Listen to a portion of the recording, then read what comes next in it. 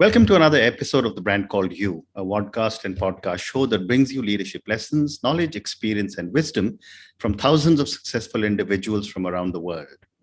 I am your host, Ashutosh Garg, and today I'm delighted to welcome a very accomplished food entrepreneur from India, Gauri Devidayal. Gauri, welcome to the show.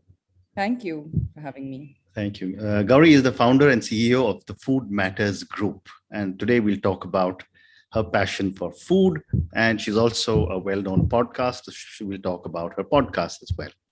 So, Gauri, before we get to food, you moved from taxation to food. Tell me about this journey to a culinary guru. Well, thank you. That's very kind of you. I read law at university and then went on to qualify as a chartered accountant in the UK. And I was working with PwC for a good almost 8 or 9 years. And the last few of those were in Mumbai, where I moved back from the UK. I happened to meet my now husband at some point when I moved back to India.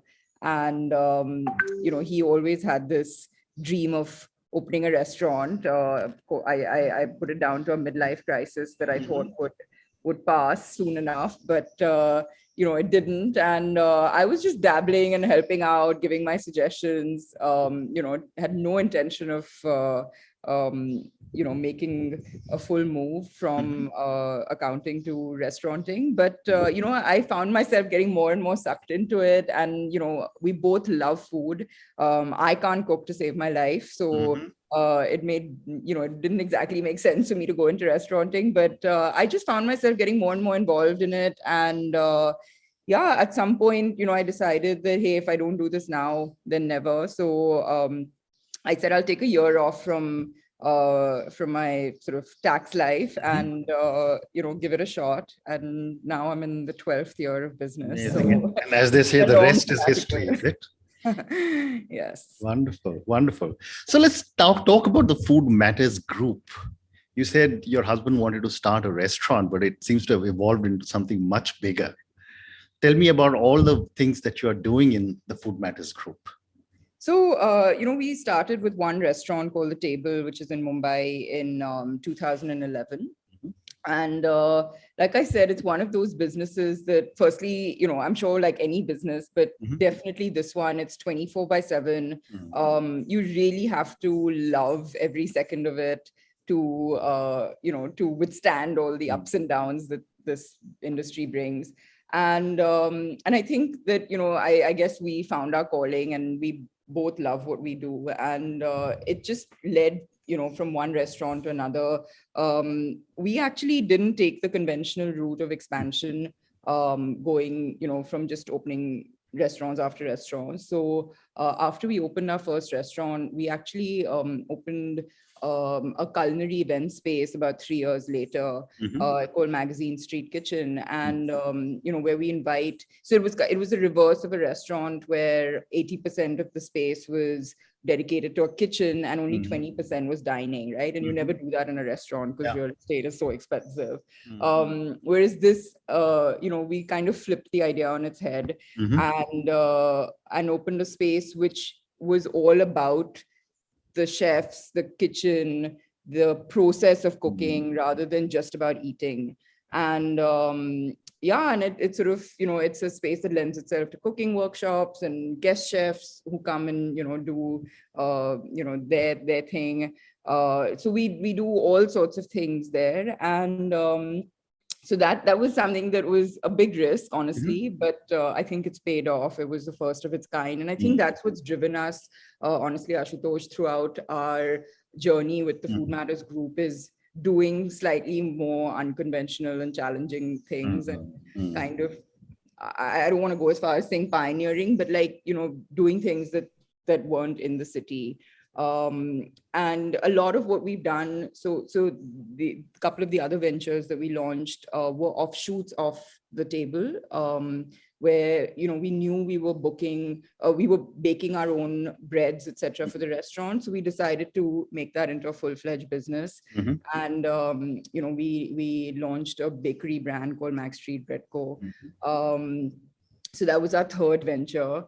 And we've also had some less successful ventures. So we opened a restaurant called Misty, which was Southeast Asian inspired. So, Vietnamese, Burmese food. And I think maybe the city was maybe not ready for it. And that was a restaurant that we closed about 15 months after we opened it. But that's kind of metamorphosized into a different brand now called Max Street Cafe. And so I mean, we of course, lockdown brought with it a whole different set of challenges. And restaurants were, like many businesses, really badly hit for a good part of those 2 years. And so it sort of lent itself to obviously a delivery business. And we launched 3 delivery brands during this time. So yeah, I think today when I look at it, we're 8 brands strong, and and rearing to keep going. Amazing. So, Gauri, one of the things that has often been said about the food business is that restaurants have a very short life, and very few restaurants, live beyond a certain number of years. What is needed to build and sustain a good restaurant? You're absolutely right. This business is one which has about a 90% failure rate. And the first year is honestly the most challenging, but it goes beyond the first year, actually. So I would say the first sort of 2 years, if you can kind of cross that hump, you're probably onto something. There's several reasons for it being this way. It's one of the most highly capitalized, high sort of investment businesses. And, if you don't get your product right, and by that, I don't just mean the food, although of course the food and beverage program is a large part of it, but also, the hospitality aspect of it. And if you don't get it right, given the number of restaurants sort of mushrooming all the time, and I'm now talking about Bombay, but I think, this could probably apply to most cities. People are very will rarely give you a second chance. So if you don't win them over on that first opportunity you get to serve them, you've probably lost them for a very long time. And we learned that the hard way as well. So I think focusing on your product and not opening before you have that 100% down to a T is really integral to even having sort of any remote success in the business. The other thing is that there's this tendency to, start off with a bang where it's like, I'm only going to use the best ingredients. There's like, I'm not holding back, this is my sort of my baby, and, all of that. And then as sort of, things, you start sort of facing a little bit of that reality, cash flow reality. The typical thing to do is to start cutting corners. And the first thing you do that on is food cost, right? Because your rent is fixed, your salaries are fixed. It's very hard to sort of, scrape anything off there. So you start doing that on food. When you do it on food, obviously your product gets compromised, and then it's all kind of a trickle effect, right? So one of the things I always tell people wanting to get into the industry for the first time is that, no, don't just plan for, of course, the the building of the restaurant and the first few months of working capital. Plan for a good 6 to 9 months of working capital, because that's really the runway you need to get past that those initial ups and downs till you completely refine your offering. Very interesting. And yet I was speaking to some senior hoteliers on my podcast, and it was interesting. They told me that despite so many different cuisines, butter chicken, dal, and kebabs with a tandoori roti is still the most preferred cuisine. And that is probably followed by chow mein and dosas. So I want to ask you, how much are Indians willing to experiment with their food, and how are new Indian cuisines coming in? That's a great question. And you're absolutely right. I think biryani is the top selling dish, at least in delivery, it is the top Yeah. selling thing. And yeah, of course, we all love our butter chicken. And yes, it was always, so in fact, when we opened the restaurant, we were expected to either fall into the Indian, Chinese, or Italian category. That Correct. was all, people knew, and they were like, Mm. what are you doing? Like, what do you mean it's globally inspired, right? Like which cuisine are you? Like, Correct. what is the cuisine? And I'll be honest, it took us almost 3 years Mm. before we were able to before people really understood what we were doing, right? Mm. And we are in Bombay, where we cater to an audience that's well traveled. Correct. Yeah. And so of course that helped in people having an understanding of what we were trying to do, but it took a long time because there were a lot of things that we were sort of the first to introduce in our restaurant. So of course, one thing was our menu is what's called globally inspired, which means that it's essentially like cuisine agnostic, Mhm. right? Which is confusing the hell out of people. Correct. And then the other thing that we did, we tried to sort of introduce this concept of being ingredient driven. So Mm. by cuisine agnostic, what I mean is that it really was about using fresh local ingredients and bringing out the best in them, using whichever sort of cuisine influence you wanted. Mm. So that was really, I think, what people took a long time to get their head around. But Mm. the thing that worked for us, honestly, was that they couldn't necessarily like rationalize it and figure it out in their Mm. head with the parameters that they were used to, but they enjoyed the food. Mm. So after a point, what happened is they stopped questioning it too much and Mm. they just enjoyed it for what it was. And I think that was what our sort of goal was, that you don't have to pigeonhole it into a certain category. But I'll be completely honest, we and this is brings me back to that point about Mm. having enough working capital to sustain Mm. a new idea, because it's not just that you need money to run this business, but when Mm. you're trying to introduce a new concept to an audience, you have to be patient. You have to give it that time for people to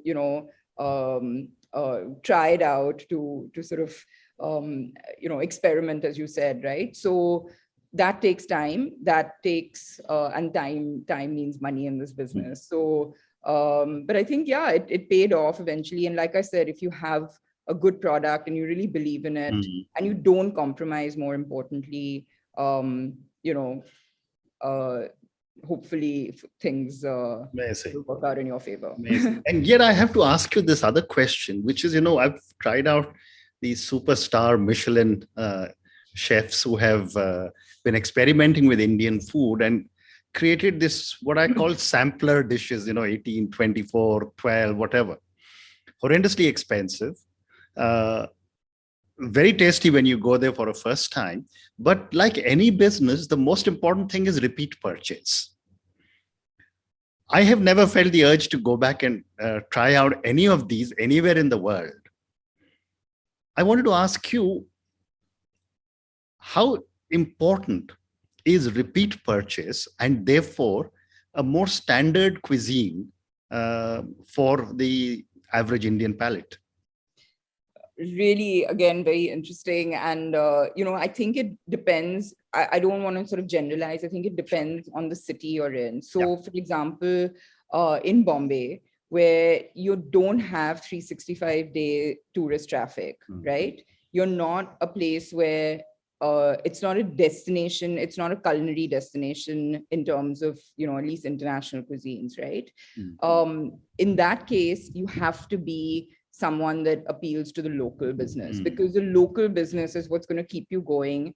Not those one-time special occasion spenders, or those tourists who sort of will try you out on their when they're passing through Bombay. Unlike, say, in a New York or London, which has tourist traffic throughout the year. You've got sort of you make that list of places that you want to go to when you're that you must eat at when you're traveling there. India is very different. And local business is essentially what keeps you going. And in order to fulfill that sort of local appetite, you have to have dishes that people crave and come back for repeatedly, right? That's what, and that's where consistency is so important in a restaurant like ours, where if people are craving something and they come back for it and it doesn't taste the same, you've lost them. Correct. So I completely agree with you that, a lot of these tasting menus or degustation menus, as they're called, are meant for, it's like a bucket list. It's a one-time thing that you do. And, but I think restaurants recognize that. And that's partly the reason why they're priced the way they are. They have to make it sort of sustainable for that sort of limited footfall that they'll get. Yeah. So my next question to you, Gauri, is that, when we started our conversation, you said people were basically talking about Indian, Chinese, or Italian. As a food guru or a culinary guru, what are some of the cuisines you foresee as coming into India or have started coming into India? Because every country has its own cuisine. That's a tough one. What I'm seeing in the last few years in India is that it's just opening up. People are taking more risks. They've come out of that sort of Indian, Chinese, Italian, sort of standard that everyone was used to. And people, you see so much modern Indian food happening throughout the country, contemporary Indian. So people putting their spin on traditional Indian food, which again, you have to understand, it's very hard to get Indians to go out for Indian food if it's not your butter chicken and biryani, because everyone's like, well, I can have this at home, or I have like, so how do you kind of make it an experience for someone who, people have cooks at home, people cook themselves. So I'm seeing really interesting things happening with modern Indian food, but I think that, I don't sort of, I don't attribute this to us or anything, but I do see more and more restaurants going this sort of cuisine agnostic route as well, because honestly, it gives the chef so much more flexibility as well to do what they want when they're not restricted by any sort of one cuisine. So I think that, there's very interesting stuff happening in India. We're seeing a lot of Japanese coming in, which is interesting because, that is really truly about all the ingredients.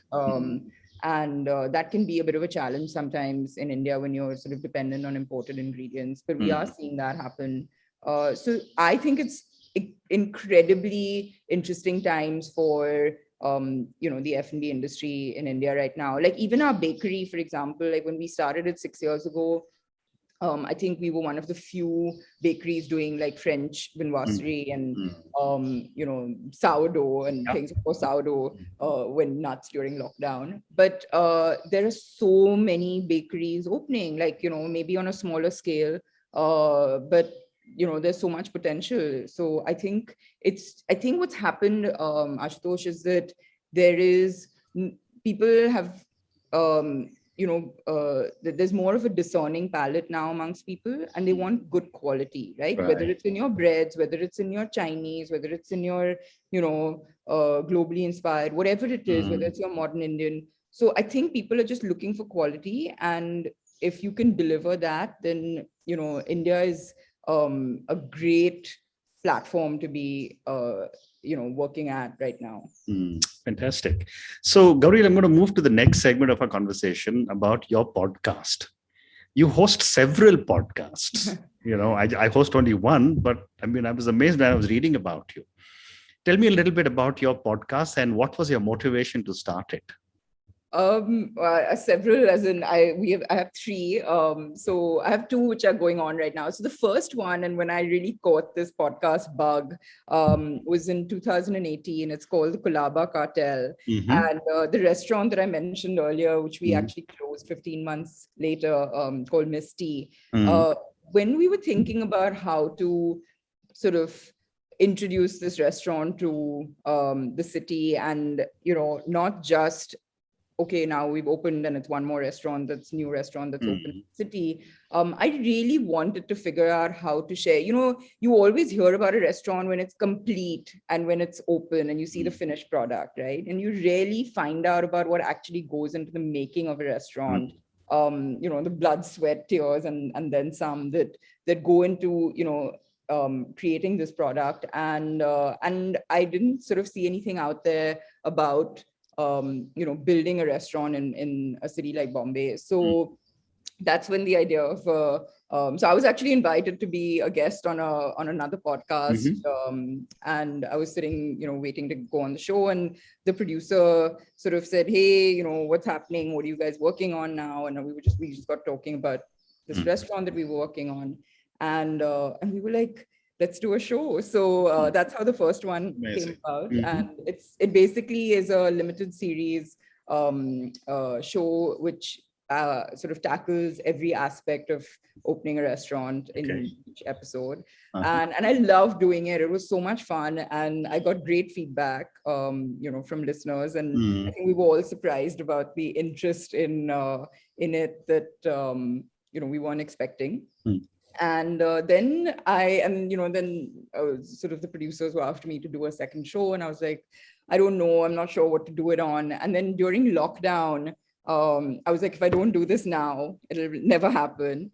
And I was like, all the guests that I want to speak to are also free right now. So that's when This Round Is On Me kicked off. And the sort of impetus for that really was, of course, the whole pandemic was a crazy situation for us. And I started sort of wondering how, and I felt quite lost, to be honest, in how to tackle the situation vis-a-vis our business. And I just felt that it would be interesting to hear how people in other businesses were, dealing with it. But of course, also talk about their journeys and also where they saw their respective industry or business heading as a result of this. So it really was about like thought leadership in various industries, and also trying to like learn from people and see what we could apply to our own to our business, and hopefully for listeners to get something from it as well. So that's where This Round Is On Me sort of evolved. And the most recently I launched a podcast called Women on Top in India. Which is, as the name suggests, it's wholly sort of dedicated to women entrepreneurs in women sort of business founders in India, doing business in India. And, I sort of toyed with it for a long time, because often, I'm sort of, I'm not trying to sort of segregate women as a sort of different, segment or anything. But I do think that it was interesting to hear,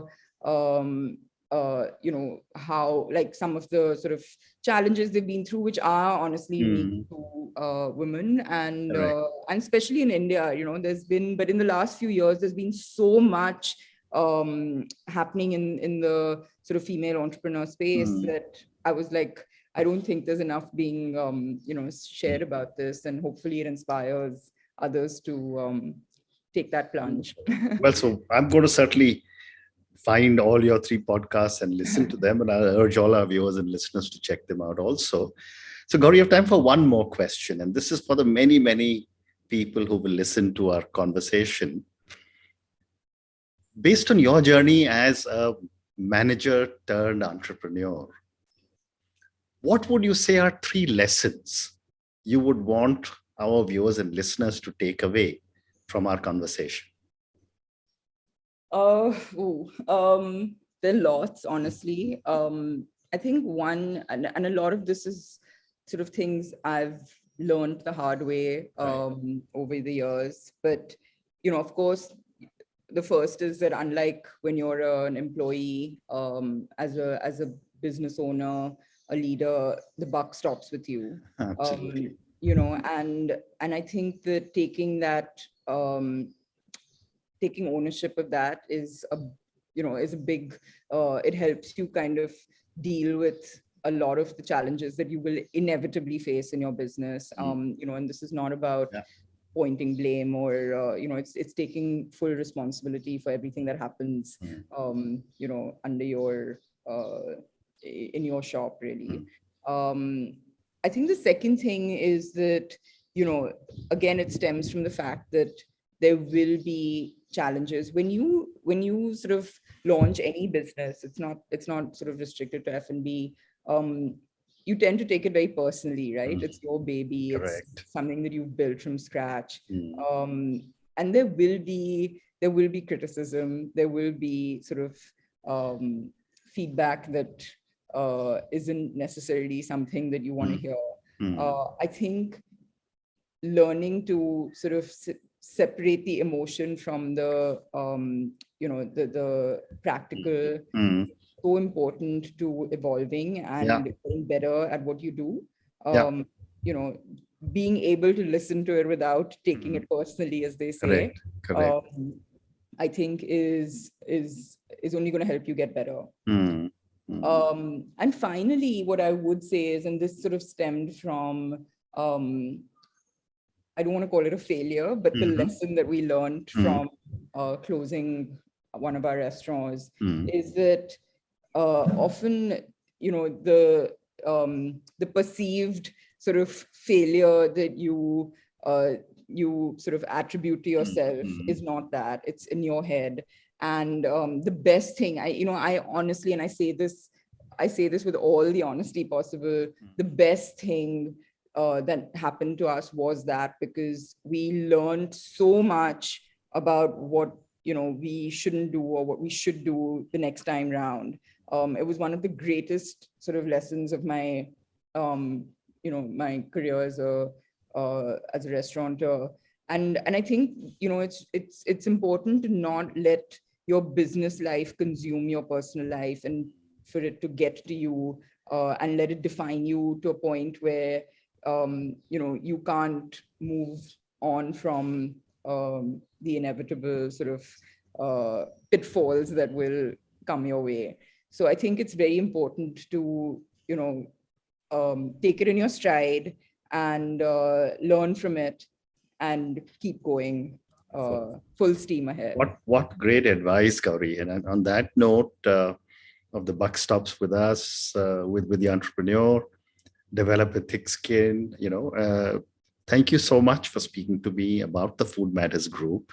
Thank you for taking me on this amazing journey that you've had in the world of restauranting, in the world of food, in the culinary space. Thank you also for speaking to me about your podcasts and everything that you are doing to be able to develop 3 amazing brands.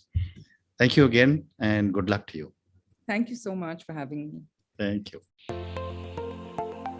Thank you for listening to the Brand Called You videocast and podcast, a platform that brings you knowledge, experience, and wisdom of hundreds of successful individuals from around the world.